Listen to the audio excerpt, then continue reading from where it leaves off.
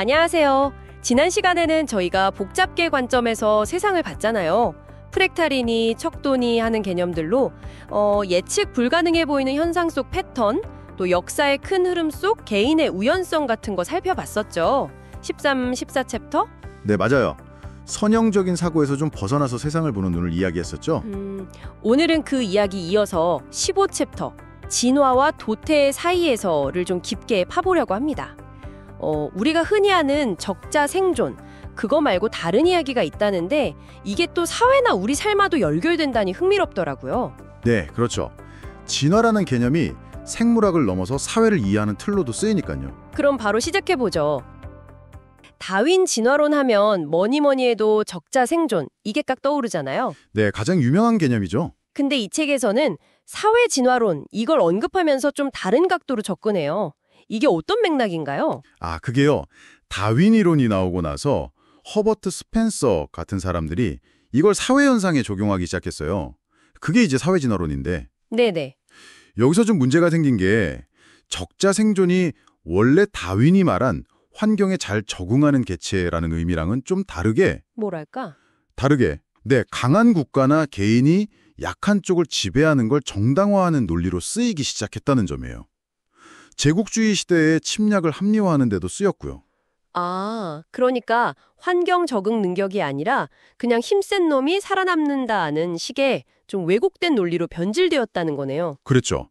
적자, 즉 피트니스가 높은 쪽이 살아남는다는 개념이 사회적으로 우월한 자가 살아남고 나머지는 도태되는 게 당연하다. 이런 식의 통념으로 이어지기도 했어요. 그렇군요. 그럼 이 책은 그런 해석에 좀 반기를 드는 건가요? 보니까 상호부조론이라는 것도 같이 소개하던데요. 맞습니다. 바로 그 지점이에요.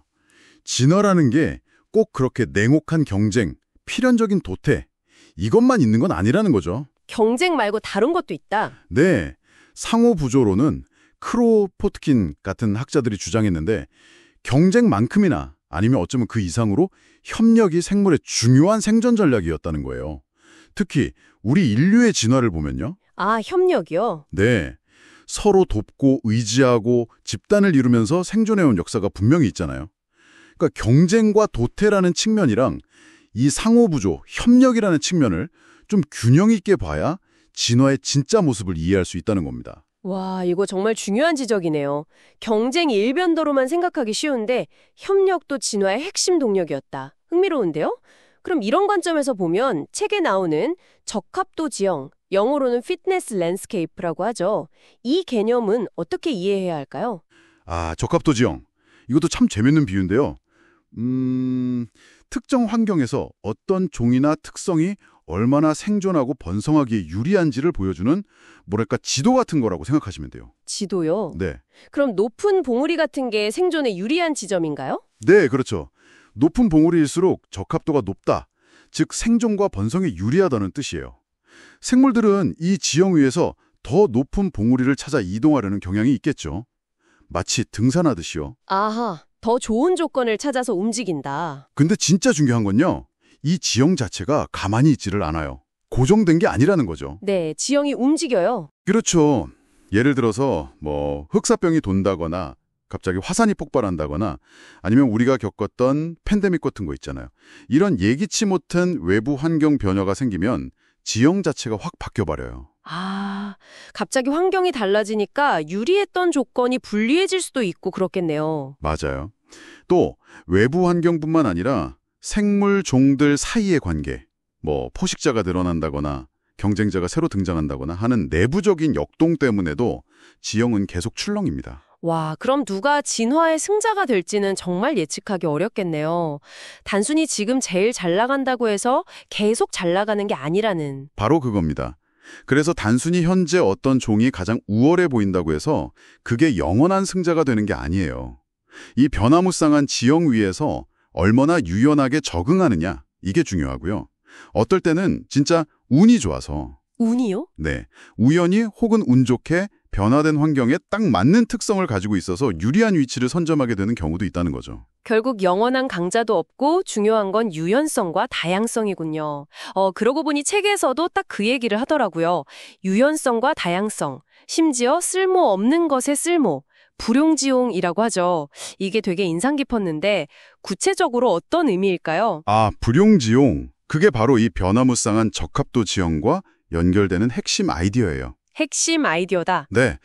우리가 보통 효율성을 되게 중요하게 생각하잖아요. 그렇죠. 효율성 중요하죠. 근데 지나치게 효율성만 추구하고 딱 한 가지 방식, 가장 최적이라고 생각되는 방식에만 집중하면 어떻게 될까요? 글쎄요. 당장은 좋을 것 같은데? 당장은 좋겠죠. 근데 환경이 확 바뀌어버리면 그 단일한 방식에만 올인했던 시스템은 완전히 취약해질 수 있어요. 적응을 못하는 거죠. 아, 변화에 대응하기가 어렵겠군요. 그렇죠. 그래서 당장은 좀 비효율적이고 불필요해 보이는 것들. 예를 들면 다양한 유전자 풀이라든지 여러 가지 행동 방식, 혹은 사회로 치면 소수의 다른 의견 같은 다양성을 유지하는 것이 중요해요. 이게 바로 쓸모 없어 보이는 것의 쓸모, 즉 불용지용인 셈이죠. 그러니까 당장은 짐처럼 느껴지는 다양성이 오히려 예측 불가능한 미래에 대한 일종의 보험 같은 거네요. 맞습니다. 그 다양성이 예기치 못한 변화에 대응할 수 있는 힘, 즉 회복 탄력성을 길러주는 거예요.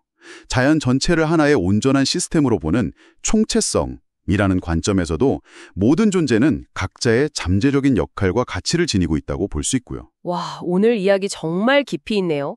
정리해보면 진화라는 게 우리가 흔히 생각하는 단순한 약육강식, 경쟁, 이게 다가 아니라 끊임없이 변하는 환경 속에서 저금하고 또 협력하고 때로는 정말 우연에 의해 방향이 결정되기도 하고 미래를 대비하기 위해 다양성을 품어야 하는 훨씬 더 복잡하고 역동적인 과정이라는 거군요. 네, 정확합니다.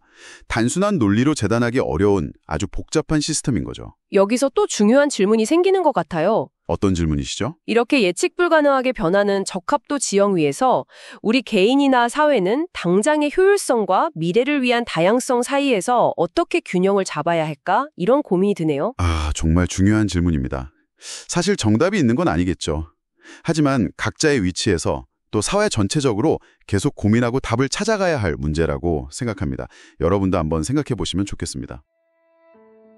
네, 오늘 진화에 대한 흥미로운 관점들 잘 들었습니다.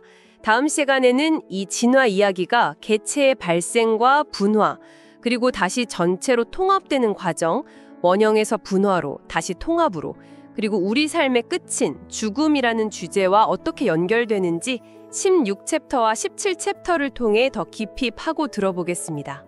네, 다음 이야기도 기대가 됩니다.